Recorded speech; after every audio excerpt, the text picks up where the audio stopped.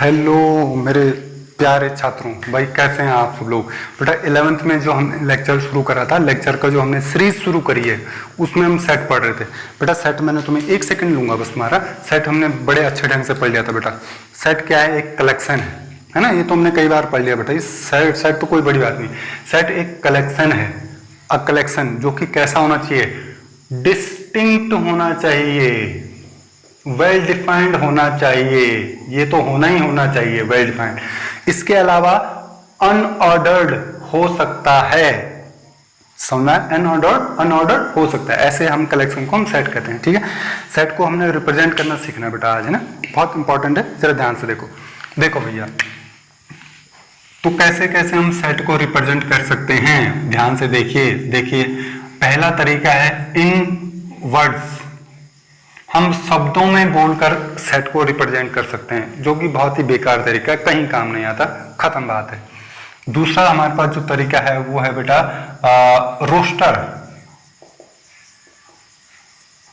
Roster form. तीसरा जो हमारे पास तरीका है वो है सेट बिल्डर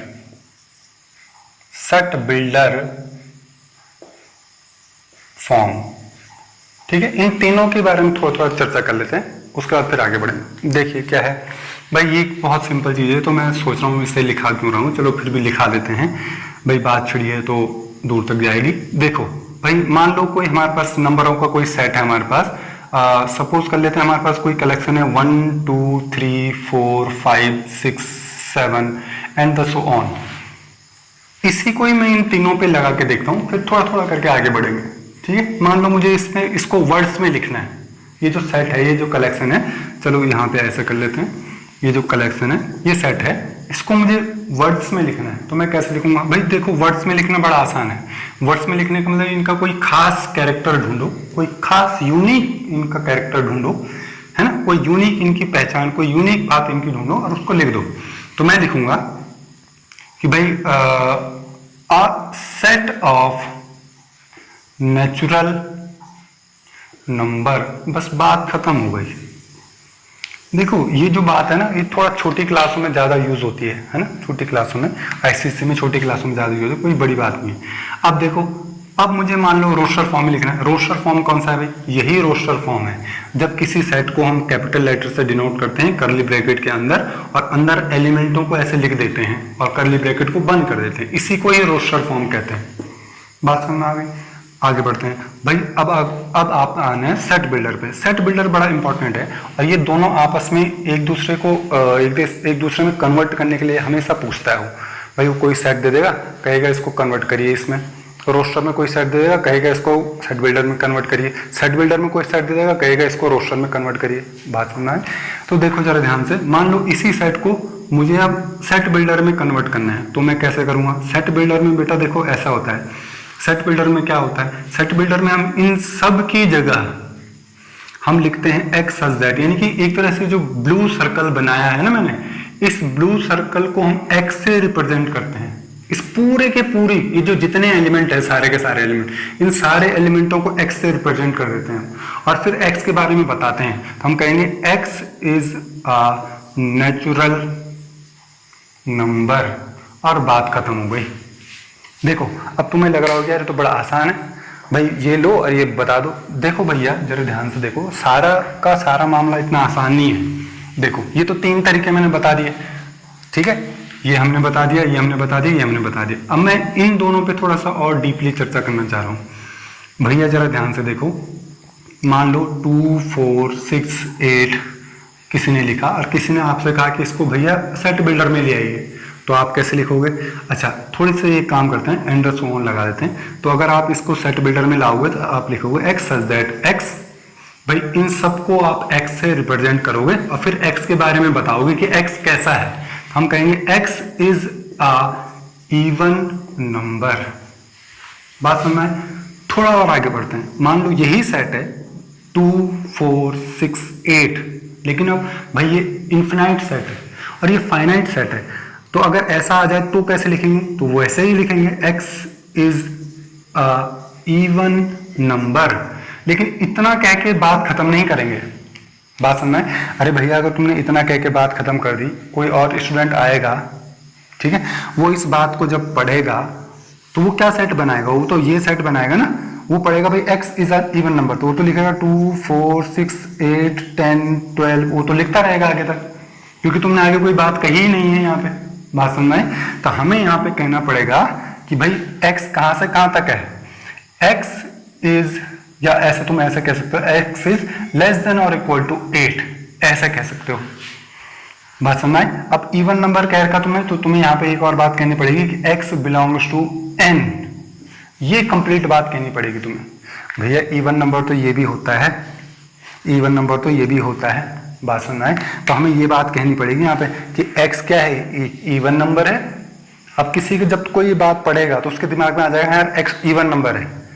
अच्छा, फिर तुमने कहा कि x कैसा है, 8 से लेस देन है और लेस देन इक्वल टू है, लेस देन और इक्वल टू है, यानी कि उसके बाद में आ जाएगा यार 8 तक हम जा सकते हैं, है ना। और इवन नंबर है, यानी कि 6 भी हो सकता है, 8 भी हो सकता है, 4 भी हो सकता है, 2 भी हो सकता है, लेकिन तुम आगे कह रहे हो कि x कैसा है, नेचुरल नंबर है। अब जो इस जानकारी को पढ़ेगा ना बेटा, वो यही सेट बनाएगा, उसको पता है कि x 8 से कम है या 8 तक जा सकते हैं, तो वो 8 को भी लिखेगा, 6 को भी लिखेगा।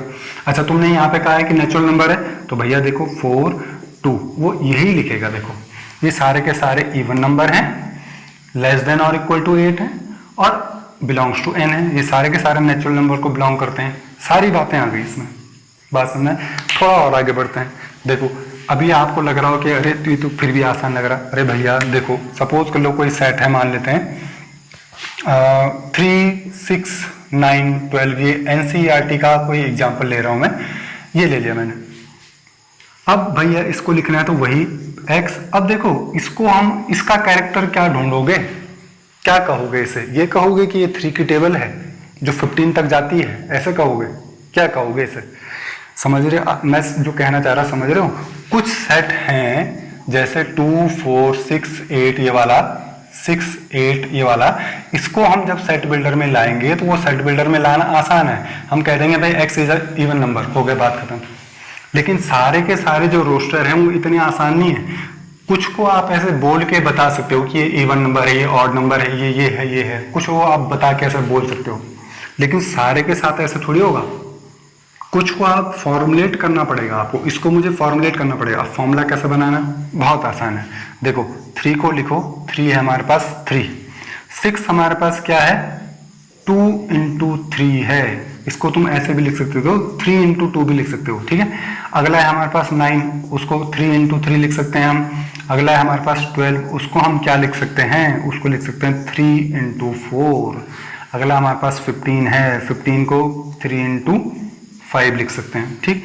इन सब में बेटा एक बात खास ध्यान देखो, इसको हम 3 × 1 लिख सकते हैं ना। इन सब में ये जो फैक्टर हो रहे हैं ना, इन फैक्टरों में एक बात देखो कि इनका जो पहला पार्ट है वो चेंज नहीं हो रहा है, तो जब यहाँ चेंज नहीं हो रहा है तो समझ जाओ यहाँ भी चेंज मत करो, तुम इसको लिखोगे ऐसे x such that x is equal to, क्योंकि इसका फॉर्मुलेट कर रहे हैं, इसको ऐसे नहीं बता रहे हैं जैसे इसको बता रहे थे, इसको फॉर्मूला बनाना पड़ेगा हमें, ठीक है। तो हम कह रहे हैं x is equal to 3, change नहीं हो रहा है, तुम भी चेंज मत करो।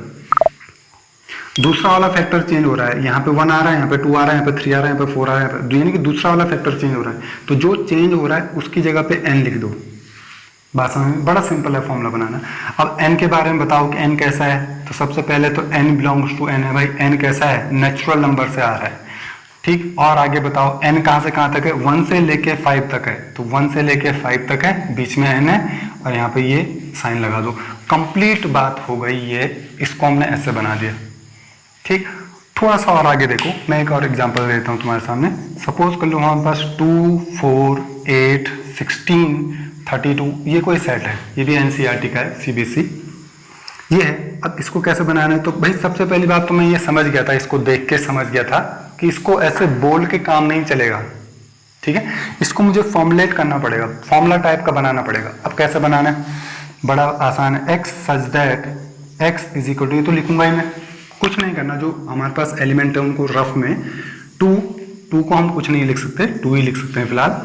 4 को मैं 2 × 2 लिख सकता हूँ, 8 को मैं 2 × 2 × 2 लिख सकता हूँ, 16 को मैं 2 × 2 × 2 × 2 लिख सकता हूँ, 32 को मैं 2 into two into two into two into two लिख सकता हूँ।